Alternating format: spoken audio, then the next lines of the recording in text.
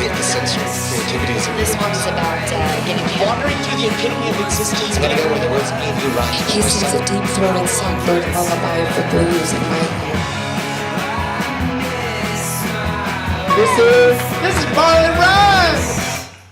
All right, ladies and gentlemen, it is Sunday night here at Hops on Birch, and tonight, this is a special Sunday night because it is the very first Barley Rhymes Poetry Night of 2014. Thank you for making it. I'm a little nervous. This is my first toast of the year. All right, hold up your glasses. Hot damn, it's 2014. The world is new and the slate is clean. Let's sharpen our quills to dip in inkwells with prose or rhyme. Let's spend some time cuddling with our pages for all the ages, fantastically speaking, but also drinking. Cheers! Cheers! All right, coming up first, we have the very lovely, the very talented, the wonderfully speaking, because it's all in a name, Verbal Kensington. Please give her your big warm applause. This one is actually one of mine.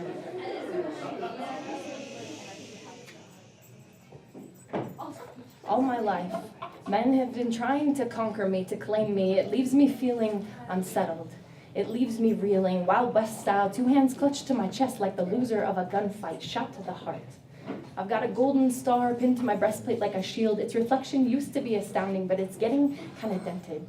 I've got a golden heart pinned to my sleeve, but no name engraved in it. I've been waiting for this. Because if you were to accidentally get pregnant, I would want to give it a go with you. That's well phrased compared to my history, but it's a far cry from, I want to start a new tribe with you. On the island of this mattress, we'll birth a band of pygmies who embody the best parts of both of us, celebrate the heathen rituals of breakfast pie, kite flying, Saturday morning snuggles to the hymn of cartoon theme songs, because that is the kind of shit I want the father of my children to say. See, he is the kind of man who kisses puppies and babies with equal enthusiasm. He'd say the only difference is the level of tongue. He's got a tongue-in-cheek sense of humor so slippery, I'm not sure if I'm being French-kissed or fingered for a crime I didn't commit, I swear on my life, sir. I didn't know this heart was stolen. If I could write our introduction as a screenplay, we'd be dressed in the best of our respective histories. The soundtrack to our first embrace would sound like 2 breaths mingling, a harmonic discord of amazing, a poetic thunderclap against a purple horizon. And I am writing this poem as he plays guitar, because he's the kind of man who performs living room serenades unself-consciously, who closes his eyes when I sing so he can listen more closely, who takes his turn singing backup falsetto to Bohemian Rhapsody, because he believes that everyone should have their moment in the limelight, and he loves it when I shine. See, I want a man who cooks dinner sometimes but offers often, who thinks my cross-examination of each grocery store vegetable is fucking awesome, who appreciates the way I need love into everything, who knows that I need love to feel nourished, who feels fed whenever we touch. Because I want a man with whom I'm a hand and not just fingers, who knows what I mean when I say let's go locust, who wants to evolve with me into one super being, like Voltron, who just understands my love of Voltron. Our weird matches. He knows when to be burly and when to be girly, offers to help move, then shows up early. He's a gentleman, opens doors for the elderly, offers his seat when the last chair is taken because he's happy to stand for what he believes in. He clutches his heart when he pledges allegiance, and he'll decimate legions of ants in defense of our kitchen because I am afraid of ant-killing karma. And I'm writing this poem as he plays guitar. I'm imagining the music that his heart makes, how his laugh, it's like cymbals, how I'm so in love with the subtle movement of his fingers, how we both love the subtlety of symbolism, how I could stay with him just for the way he looks at me when he thinks I'm not looking, or the way he blows on the spoon when he asks me to taste the cooking, or the way he tiptoes through the room when he sees that I'm writing. Because the man I love is the man who inspires poetry, who adores symmetry, who loves effortlessly, who turns phrases and heads with equal skill and humility, who sees the essential in humanity, who knows the value of intimacy, who recognizes himself in my poetry, who will recognize me when he sees me. See, all my life, men have been trying to conquer me, to claim me. It leaves me feeling unsettled. It leaves me reeling, Wild West style, 2 hands clutched to my chest like the loser of a gunfight, shot to the heart. I've got a golden star pinned to my breastplate like a shield. Its reflection used to be astounding, but it's getting kind of dented. I've got a golden heart pinned to my sleeve, but no name engraved in it. I've been waiting for this. Thank you.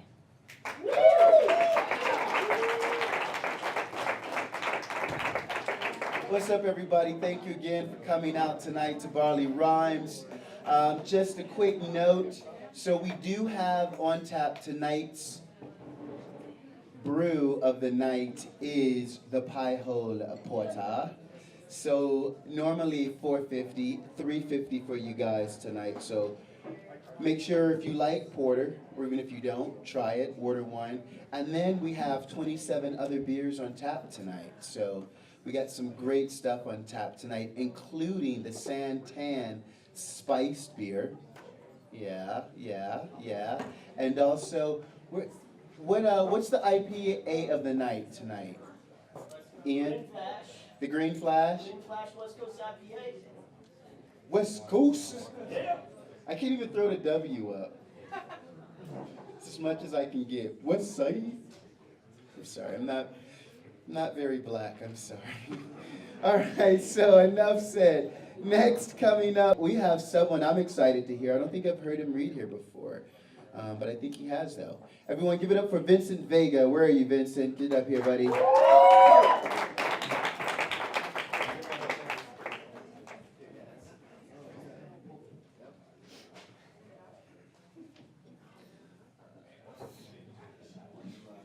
I think I'll do what on mine, but it's not memorized, so. This is on writer's block. The poetry within me is fading from my fingertips like.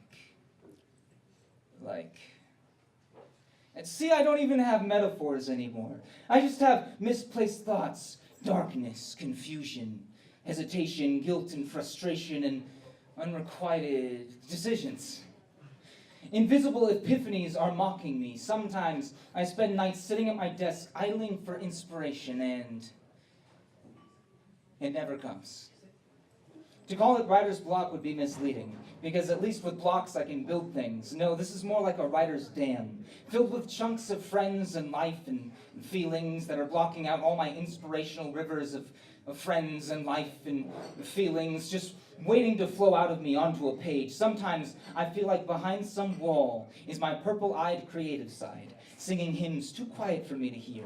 At other times, the violet comes violently rushing into me, floodgates open, veins bursting with ink ready to bleed onto a fresh sheet of paper. I pick up the first writing utensil I can find, and a girl is calling me. Hello there, and I was just sitting down to write some dark... wrong number. Right, of course. Well, listen, if you're not busy, yeah. No, that's cool. Talk to you later, bye. Fuck! And just like that, my inspiration is gone with the goddamn wind, and yeah, that was the best way I could think to phrase that. You see how awful it is? So I sit here, waiting for my world to burn, unable to concoct clever similes without a quart of kerosene, like a psychopath, considering quitting killing, because it just ain't like it used to be. But a block broken, dam dissolved. It looks like I'm about to finish the first sensible verse I've written in months. It's no victory lap in a gold medal marathon, but it's a start. And so like an alcoholic who's had way too much to drink, I'm ready to go. And like a fat kid that just found a new candy store, ain't nobody gonna stop me now. Thank you, that's all.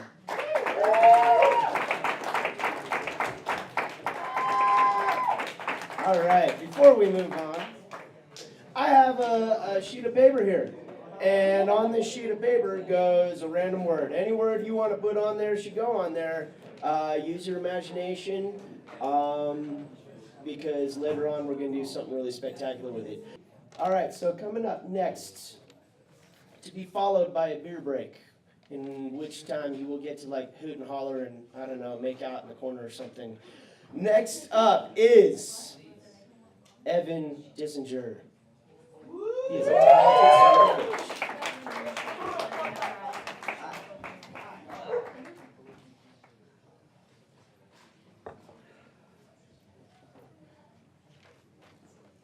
I'll read you a couple by me. These are all pretty new, so I'm kind of like in love with them at the moment. They're a little dark, but comical at the same time, so don't take it too seriously, and you'll probably be offended. When God was alive, he loved to drive. He drove real fast, said, I got a need to see it all, man. He drove recklessly, confident in his miracles. One night, God got too drunk to drive, and he in his car did a nosedive just off the switchbacks, and like that, God was dead. And we were left responsible with our own mistakes. There's one. All right. And this one is really silly, but I love it. I don't know. And the title is 11 Silly Sentences. And it goes like this. Sally sat shooting sorrow and silently slipped away.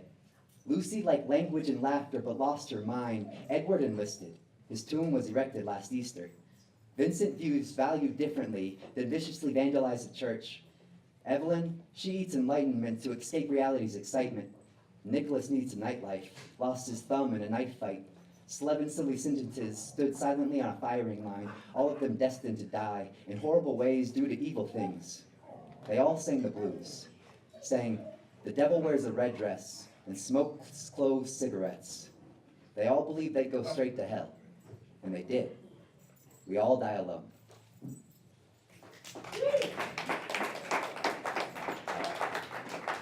I got one more for you. It's probably one you might recognize, but it's got my own little spin on it, and it's positive, so that's a good way to leave it, right?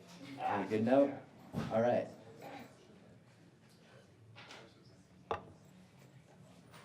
Jack and Jill ran up the hill, only to come tumbling down. But what they found on top that hill is a secret for only Jack and Jill.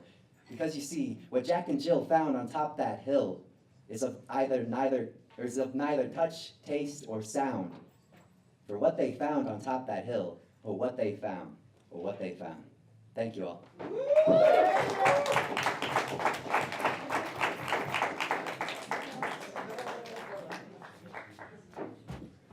Everyone give it up one more time for Evan Dissinger.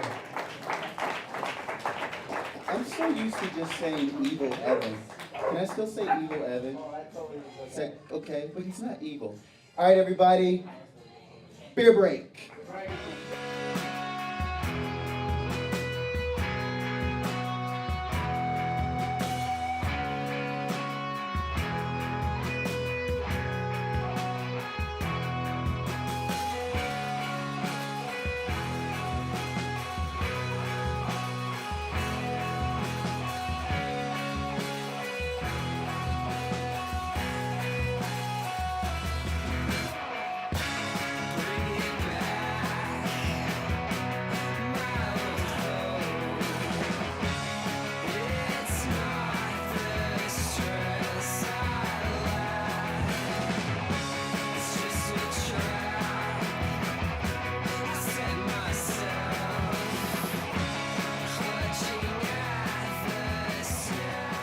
All right, coming up, our next poet, the wonderful Bobby D. Come on down. I've done this before. Good evening, ladies and gentlemen. And hello, my name is Bobby. Hello. I'll be writing something that I'll be reading something that I wrote, but incidentally I don't have it memorized, so here we go. It's called Insight. Everyone talks about the sights they see. No one ever questions dream from reality. Simply caught up in delusions of grandeur, lost in the cycle of strictly spitting slander. So strung out in this hate it seems that they can no longer tell the real from the dreams. And in these visions, they are the strongest. But if that is so, then they should last the longest. Now if that is true, then they think they're the winner. But the truth in this is, we are each a sinner. For everyone alive has an evil counterpart. Yes, everyone we know has a dark side of the heart. The ones that are lucky are the ones that embrace, for if they understand themselves, they lead in the race. Though if the leaders lose touch with their soul, the leaders become the loss as the race takes its toll. But if you really are evil and gain from others' dismay, then you will not fear the end, call it your reckoning day. So if you are false, and your life is all a guise, then lay on the ground and let your body collect flies. For what are you worth if you base your life on lies? They'll know what I see and how I feel, for I have seen behind the curtain, yes, I know it is real. I've witnessed people destroyed from the truths they've hid, because they have employed the lies that they hid. Though I have learned that sometimes light can prevail, and those who are purged are left with a magnificent tale. A story of small good eradicating terrible evil. How those who conquer their demons can become happy people. No longer dominated by the conflicts inside, finally in tranquility to let the mind reside. Thank you. Everybody one more time, Bobby. Dude.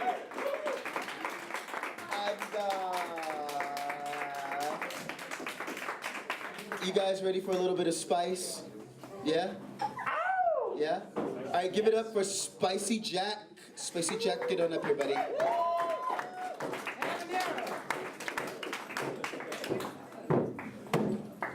Well, that went by quicker than expected. I'm only halfway done with it. This is a piece I haven't read in a while, and it is, I'm going to say, exceptionally creepy. I stole a page out of its Vegas book for this. So, I caught this guy staring at you during lunch, and I knew that it kind of upset you because you were doing that thing where you tap your index finger on the table. You do that when you're nervous. But it's okay. He won't be bothering you again. His head is buried under the roots of the tree we used to climb when we were little. I don't do this to upset you or because I'm deranged, though that may have something to do with it. I do it because I want you to be safe and happy, and because I know you won't be either of those unless you're in my arms, and my arms alone. So that is why I carve images of hearts in my abdomen, each future scar carefully initialed with your name. It's why after our first sweet romantic date, after you part that sinful chocolate cake as easily as a knife would part flesh, after the final morsel disappears past your lips as some frat boy's dying breath escapes his own, I'd offer you my coat, just to shield you from the drops of rain as innumerable as the drops of blood I've shed in your name. And we go back to my home, mystery novels scattered across a coffee table to give me ideas and to help me cover up. And I take it to the box of hearts that I keep on my desk. This one for the ex-boyfriend that made you cry. This one from the cheerleader that called you an ugly bitch. My own would be there, if I could live without it. Yet there they are, so many, one for every reason why I love you. Let me count the ways, my love. Let me parade every one of my blessed sins before you so you can understand just how much I've done to win a heart that is worth more than all of those tucked away from prying eyes, just so I can remind myself how much I love you. Thank you.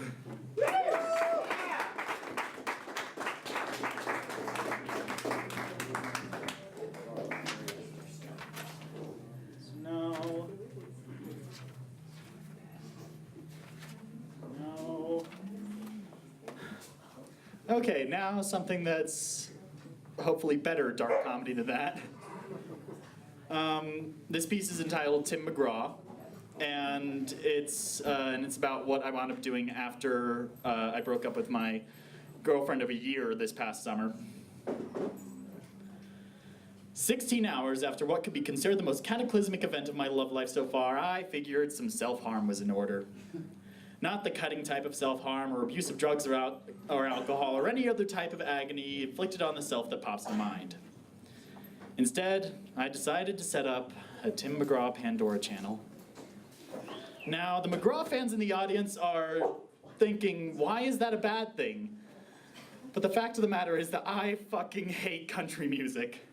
I hate the stupid twang of the singers' voices. I hate the fact that they can only play a few chords on guitar, and I hate the fact that all the songs seem to be about America or freedom or how there's a tear in my beer when you're not near me, dear. I was unfortunate enough to start with the song of the last type. Felt Good on My Lips was followed by Grown Men Don't Cry, and the titles alone were almost enough to make me scream in agony at what I was subjecting myself to. When the music hit, I broke down in tears, the banjo-esque vocals fondling my eardrums so rudely that I prayed I would go deaf. But I still sat through a full hour of that shit. And the next day, I decided to subject myself to another hour of screaming in agony, figuring that this is what I deserve for ending the most successful relationship of my life so far. The internet radio decided to up the ante by playing Nickelback. Now, I will admit that Rockstar is a guilty pleasure of mine, but I still want to engage murder mode when I hear most of their music. An hour later, I start bouncing through the 5 stages of grief like my psyche was in a pinball machine. However, I was stuck as a sphere of chrome, bouncing between the bumpers of depression and anger, racking up a new high score in self-loathing. Stories from ancient Scandinavia tell of berserkers, able to fall into a blood rage that can save them from even the most grievous injury. Well, each bounce between depression and anger hardened my heart even more until spears and arrows shattered against it, swords and axes blunting against that cold lump in my chest. The flames of my rage flowed through my veins in lieu of blood. The blacksmith's forge of that shitty country music only making things worse. While the saline drops, falling from my eyes into my beer, tempered that fist-sized mass further, hardening it so it couldn't be heard again. The self-inflicted emotional abuse, slowly turning me into what I dreaded the most, a good old boy. Thank you.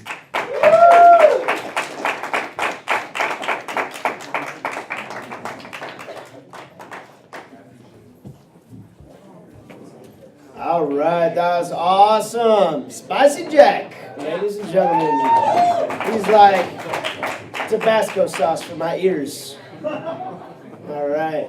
All right, so next up is the wonderful, the very talented Gabby Jew. Come on down.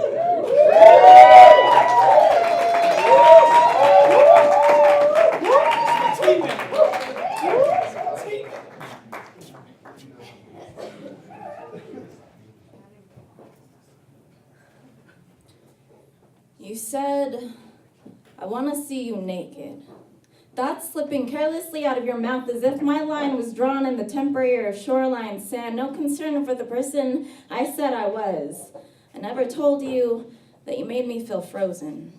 That I spent months betraying myself during the time we were together. That distance between self-destruction and self-acceptance is cross-country miles longer than you had convinced me it was. And it's taken me since then to rebuild that road. You were a con artist, stealing away my innocence, my conscience, my peace of mind. I never told you that after you said you loved me, I already called your bluff. I never told you that I said it back out of obligation. I never told you that you made me feel more wanted than I expected. I never told you that you persuaded me into believing you were someone I needed. I never told you no. I didn't find out until later that sometimes silence doesn't always mean consent. I never told you I felt uncomfortable when you touched me, even though I knew you could see it, how I flinched. The way fear creased the lines above my eyes, my hesitance suspended in the room as you stabbed words into my throat. You said to me once, well, we're both adults. Wrapping those 4 words around the nape of my shallow dignity until breathing became hard, thinking became hard, morality became hard, you became hard, and I had been murdered. Stripped bare, left broken, lost in a filthy pit of condemnation. I never told you that you were the first man to make me cry. The first to lead me to self-hatred, and you didn't even apologize for the shame you manipulatively implanted into my mind. You were so cunningly insulting, I didn't realize you were that much of an asshole until I was free. You always wondered why I never let you in. But you had already numbed me before I could even tell you loudly enough for you to listen that I am brittle. That the bones that protect this heart have aged into a steel cage with a rusted lock, and you can only get in if you say please, and the word yes can feel holy, and love can be easy, and heaviness of guilt won't control me. You said you wanted to see me naked. So here I am, naked, stripped bare of all steel cages and rusted locks, emotionally naked and open, displaying the weakest parts of myself to a crowd of strangers. I never told you that I've discovered more of myself because of you. And I never thanked you for making me learn what I truly deserve. Thanks.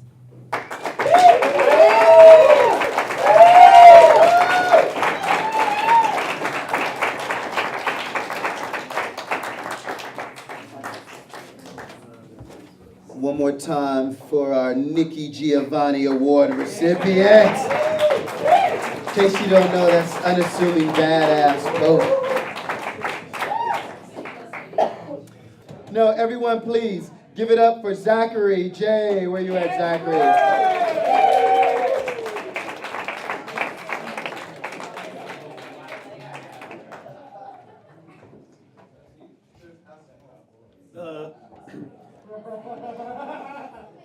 Just like my buddy Bobby, I'm also a virgin to this.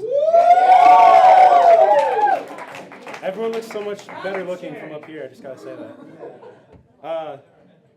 I don't even know if this poem, I guess it's a poem because it's something I want to say at this poetry slam, I suppose. And it's called Too Far Gone. It's kind of me, what I'm afraid of. Here we go. If you want to step at me, man, I'll make your knees buckle. Now I'm 6'2", I'm 230, I'm a mean motherfucker. I'm just playing, man. I'm really just a nice guy. If you step up to me, I'll probably just give you a high five. Man, I don't want to see no flybys. I want you to stop by and say hi. Yeah, you know I'm that guy with that nice flow and girls want to go with to every show. So let's be honest, I run basic. And they just like all my enemies that I always face. I'm never scared to fight. I use my might. My father taught me to use my strength to help others in need. You can call it a Steve J. Creed, and I live it and I love it like a toddler in the Muppets. Juby, why you always messing around and acting a victim when you can get mean like a guard dog and sick 'em? Attack your life head on. Be prepared for that day when you find yourself too far gone.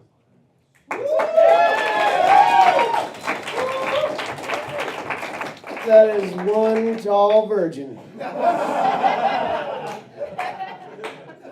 All right, so let's see. I think that was 3 poets, right? Yeah. So we're gonna go to beer break because beer is fucking awesome. So go down there and tip your bartender extra good and share the love all over the world and pet little dogs that are everywhere because they're cute. All right, peace.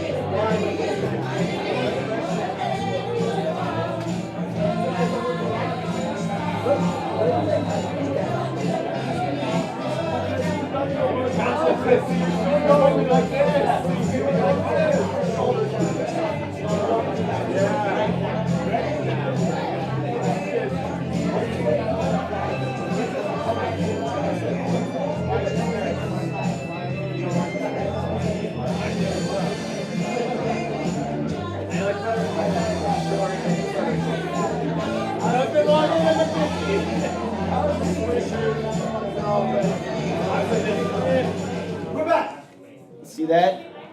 That's your focus. Right there. Just put it right there. Coming up is just a freaking cool guy all around, and I'm really stoked that I get to be his friend. Eric DeVici, ladies and gentlemen.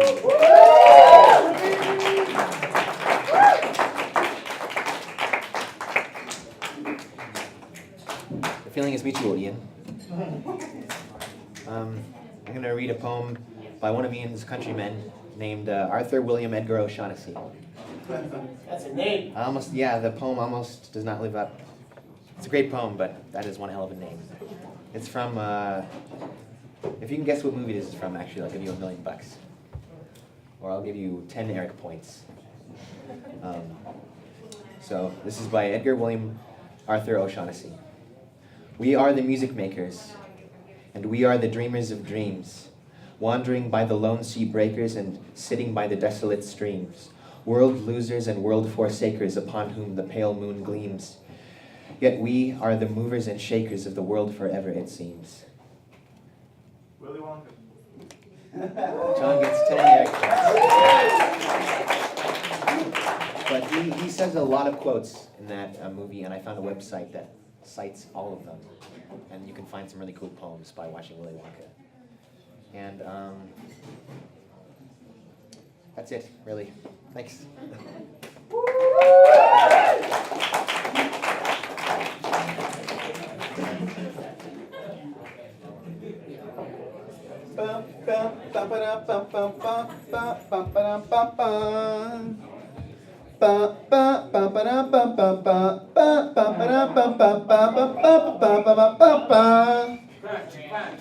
You guys don't know that. That's Axel F, people.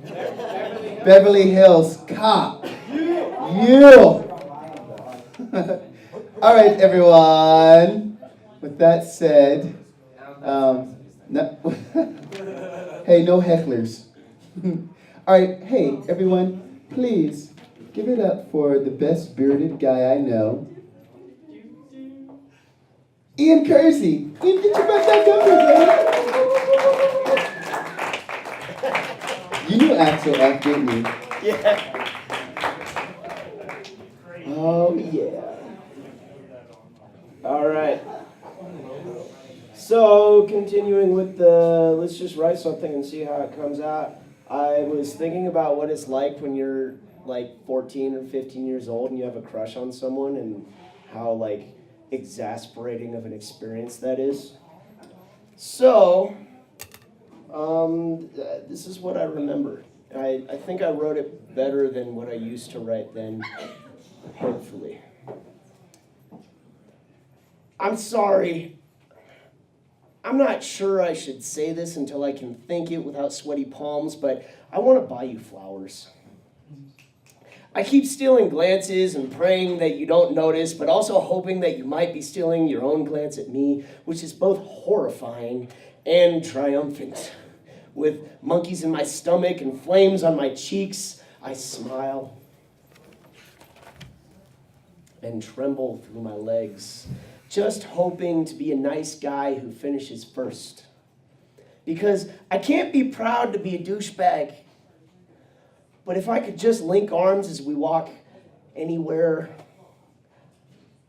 I will stand on the gold medal Olympic pedestal that is as high as the mountain range of the same name and beam while I'm still too shy to put my arm around your waist. Damn, I just hope that someday I'll kiss your lips instead of just looking at them. Please don't tell anyone. Just look at me too. Thank you.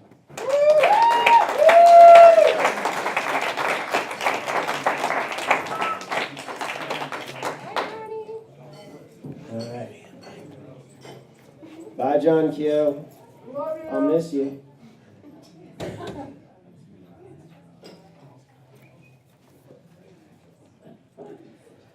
After turning 100 years old, she told me the only thing she is ashamed of is that she's afraid of snakes. She remembers walking to the water pump, bucket in hand, and there was a snake wrapped around the well pipe. She ran. She hated that she couldn't even look at them in photographs. Did you know that a snake never stops growing until the day it dies? That some of them still have vestiges of ancestral legs, that they can't blink, but they can see the warmest part of you. And they don't have ears, but they can feel you coming. And they know the texture of a voice. I know a girl who jumped into a river at the sight of a butterfly because it was a bug and creepy. This woman has swum through jellyfish, but a head, abdomen, and thorax was too much, and she felt safe in the water. Exoskeletons and spindly jointed legs, like all insects, define Lepidoptera.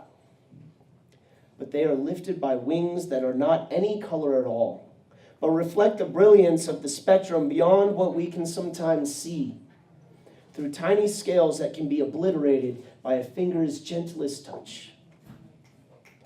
They have 3 stages of life, decapitate themselves to finish their chrysalis, have broken records for longest continuous distance of flight, have an external mouth that perfectly demonstrates the eloquence of the Fibonacci sequence. But the thing that I find so astounding is that they can glide and are completely at the mercy of the gentlest air currents. They are like flowers created to decorate flowers and hang in the air where roots and stems would die. Most people I've met are afraid of spiders and can agree that the feeling of unwittingly walking through a web is terrifying but hilarious to witness. But did you know that they can spin perfect webs that can be hundreds of times stronger than steel and have inspired several of the architectural structures that you have utilized. Some of them will care for their young with their lives. They communicate through light, sensual touch, have learned how to walk on each other's webs, can trap bubbles to breathe alongside fish, and let out lines to float upon the wind like pioneers of the air.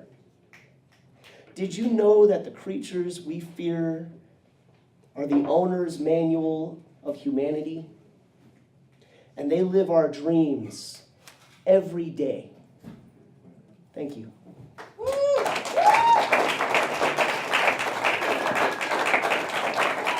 I'm still kind of upset with Ian, though, I have to be honest. What do I do now? I still think you were behind me getting the Charles Bukowski Award. I'm just saying. I'm still a little pissed off about I cannot that. confirm nor deny Yeah. that went into that decision. In case you don't know, the Charles Bukowski Award was one of our historic poet awards, and it just happened to be the poet most likely to read drunk. Now I ask you, do I look like the poet most likely to read drunk? Yes! Yes! I hate you all. And with that said, everybody, please, I'm really excited to hear this person come up. Tens, get on up here, buddy. Yeah!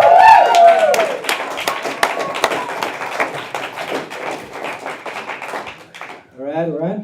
This is my first time at the Hops. And the first poem I'm going to read is called Spoken Words.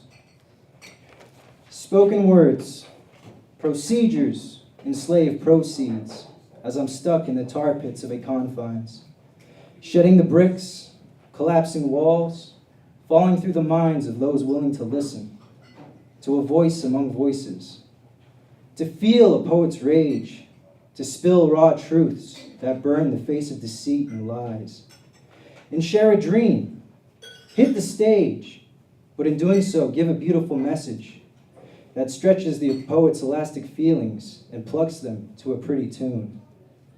But in sharing dreams, the poet sculpts a self-made lyrical cage, and as that cage gets smaller and smaller, the poet grieves, laughs, cries, loves, hurts to be a voice, but the experience of writing page upon page enlightens the inner dialogue.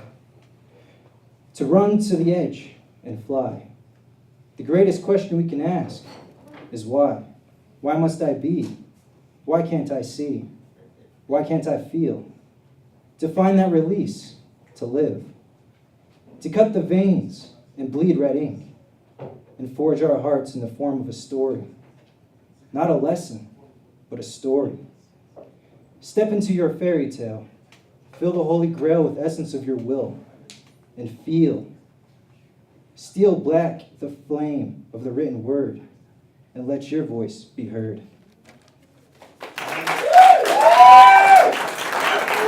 Thank you. Two more, and this one is called Microphone Grenade. Ever since birth, I've been watching these rich, corrupt creatures plagued by the seed of greed that was planted in their wallet minds. Ever since birth, I've been trying to figure the reasons the hate spreads. It seems to infect, leak into the soul unnoticed. Its roots grow firmly down the spine, through the base of the heart, into the center of your being, and flourish. Get rid of the hate, abolish it, shut it down. Take it upon yourself to bleed it out, and breathe in the euphoria, the joy, prosperity, the revolution. For too long have we been wronged, played, jacked, threatened, beaten, weakened, prolonged destruction. Can you hear it? Can you see it? Can you feel it? Taste it and embrace it. Revolution. We have the power of voice, and with this power we can fight this corrupt shadow that casts a melancholy reality of debt and fake smiles written on the faces of the people who believe in the system. As I watch the blood glisten on the TV dripping on us day after day, filling our eyes, ears, hearts, and our souls. But along with voice, we have a weapon, and that will share our message and will roar like wildfire, the microphone. Together as a people, we have been divided, separated by petty differences. But together united, as a people, we wage a revolutionary crusade. No fights, no blood, no death, no tears. All we do is drop our lyrical weapon, the revolutionary microphone grenade. Thank you.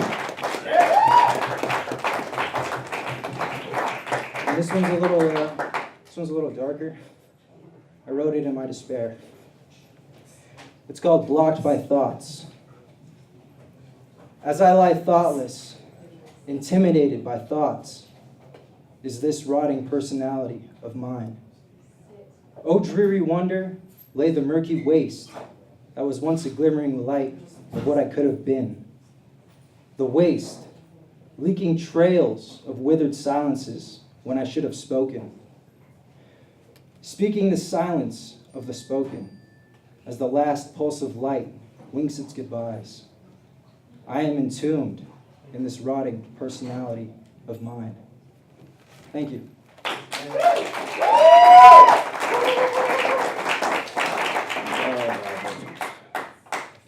All right, next up, coming up, we got Dan.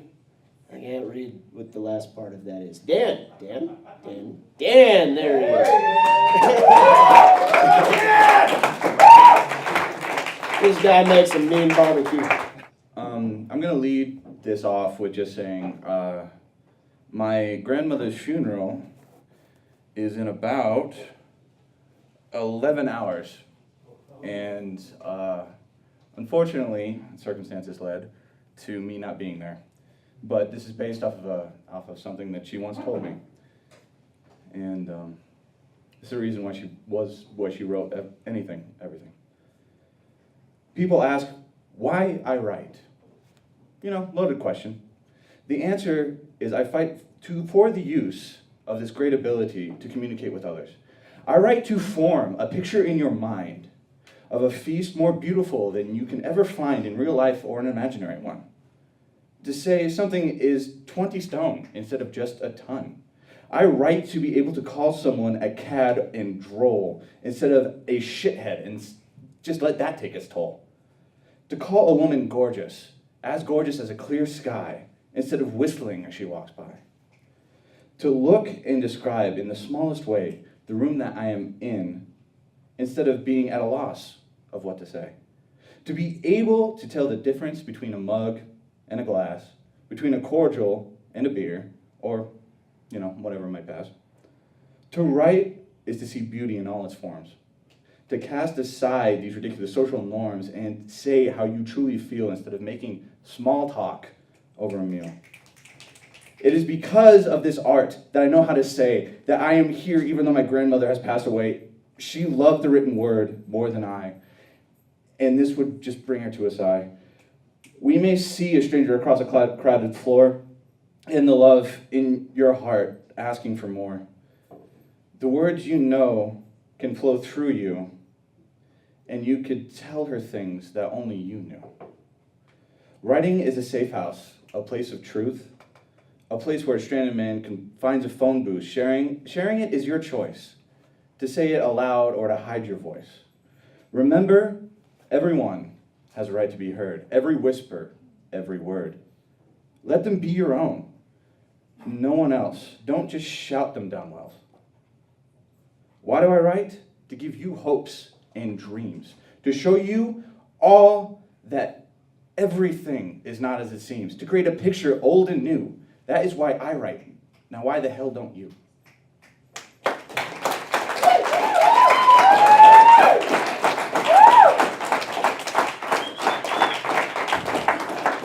And I beg your indulgence just once more. And this is more freestyle, so climbing on walls, flying through the air, fantasies we can never have. We all hope for Superman to come down and save us from all that might be bad. All we can do is protect the ones that we love and keep them safe. Our arms are only strong enough to carry our own burdens, hardly to combat strife. Our strength can be seen by others or hidden deep within. The ones who show their strength often strutting around like they're 10. Not only 10, but the biggest in their class, lording their strength over those who they should need their help, and protecting those who they wish to impress. The quiet one sits in the back, watching all of it happen, powerless, biding his time, wanting to help, but knowing in the long run he will just wait. The opportune moment seems to show itself when he finally leaves his home to start a new life in a new town, hoping that someone will finally see his power. The powerful ones followed him, and their confidence attracts everyone. And the quiet one still just sits in the corner, just to watch and pretend. He still bides his time and wait, wishing he could even go up and talk to anyone who would listen to his story. But he still feels powerless and weak. Heed what I say, he is the strongest. He is the one whose jaw is broken for others and runs after a struggle to make sure that he has no claim and no bothers. Honor and glory is not what he wants. He wants peace and just one person to listen to what he's done, intent on it, and the only thing he wants is the attentive eyes of another. If you want to love someone who is kind, who will protect you and hold you, look for the one who is sitting in the corner quiet, not the one boasting at the front. The strength of one is determined by deeds, not words and stance. Let the scales fall from your eyes and see people for who they really are.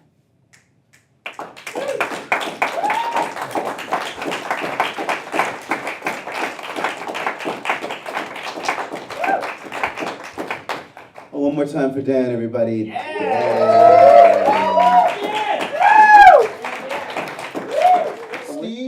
Steve Haig, come on up here, buddy. Yeah, it's you. Nice.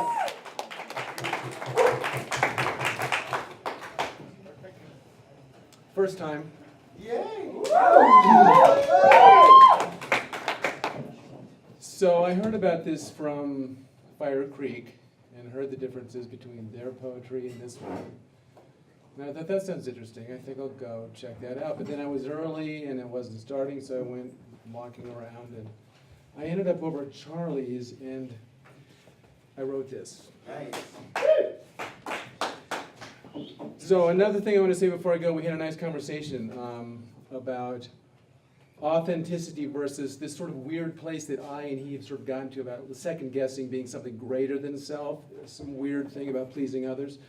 So with that, and also with the fact that I don't really read, I haven't really done any reading out loud, except to myself I've done a little bit, but mostly, you know, it's like I hear the voice in my head and then I can write from that.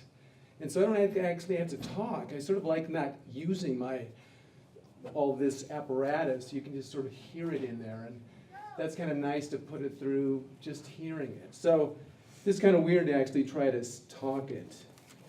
So we'll see how pretentious it comes out. Okay. Unfully fledglings, a gaping, fractal incoherences, giving cosmic minding something to puzzle.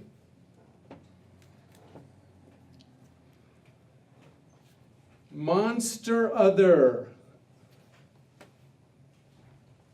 And then I monster back. And it's this, take that! This side of Mayan clockwork calendaring. Unity gets its handicaps to uncap and undefy. Oh, but to make it so real, so damn compelling and hooking and hoodwinking. Yikes.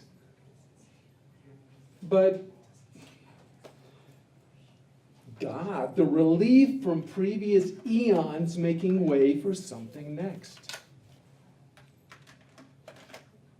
I was going to end it there, but then I thought, well, I should bring a little story in. So this is the latest relationship catastrophe. She wanted likeness, but felt unworthy in her flaws. Self-assessments conditioned in by foul fathering. How to even accept a loving touch without allergic reaction.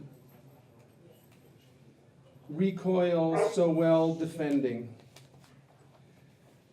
And how to come at it not patronizingly. Equal dignity among shards of unequal schooling. The dance, it's only a dance of larks and sharks, masks of God knows what or not. Seeking some sweet spot between utter crying uncle and some willingness to grist the mill of all this complexity, spilled and chilled and thrilled at solving, but playing so well, so hard to get. So get while the getting's good, or even falsely promising. We'll play the fools, either side of self-righteousing. Laugh when you can remember, or dig in deep as belief entices. Both are something to behold. Till next eternity's credulous allure. Thank you.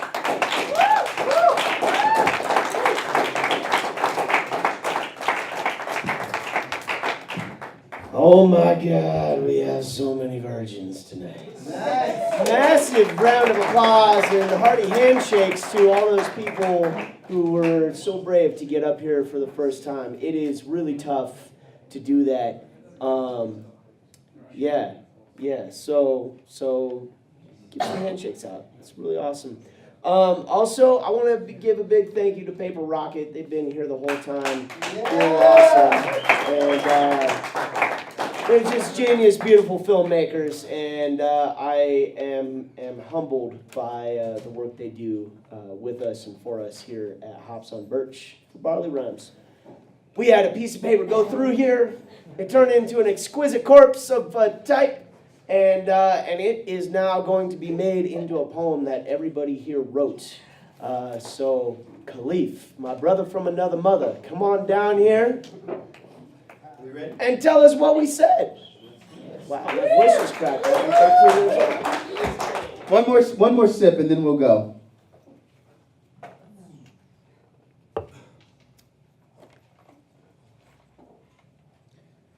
My funny Valentine,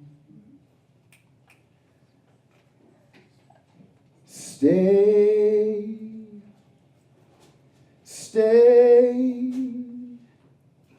my funny Valentine. You are my funny Valentine. You and your Players Club attitude that gets the yeast rising in me.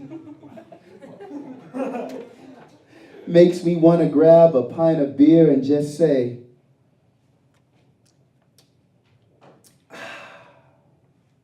intrusion.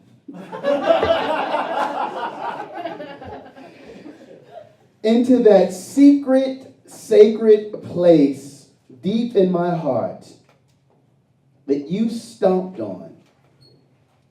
Put our love affair on a ventilator.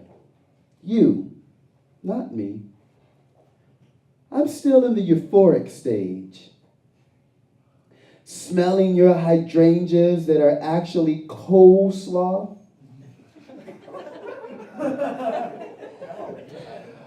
Oh my. The inebriation by bullshit method of dying is not what I expected. The gravity of this situation fails to see the day of light. I mean, really. I'm proudly a Jewish man that celebrates the Passover. But you had to go out and find the one white guy who can't wear skinny jeans because he has a Zulu dick. So where does that leave me? Devastated. No longer believing in unicorns or fairies or even pineapple popsicles. No, no, no, my friend. You've turned this into something dirty. Something old and nasty and dirty. Is all I can say. And is what you've asked me to say. I will again put on my cape and tights and be Captain Save-A-Ho. Only if you ask me to. But no. My sphinctometer tells me those days are over. So I'll go listen to my oldies. Watch the 49ers win yet another conference. Link up with some other lonely soul like me, riding in a rickshaw and eating grapefruit. No longer a baller. I respectfully say, fuck you and anti-disestablishmentarianism. Thank you. I'm Khalif. This is Ian. Ian, get up here, buddy. We are Barley. We thank you for coming out. Ian, what you got for me? Good night. I love you. All right, give yourselves a round of applause. That's it. We're done. Good night. Thank you.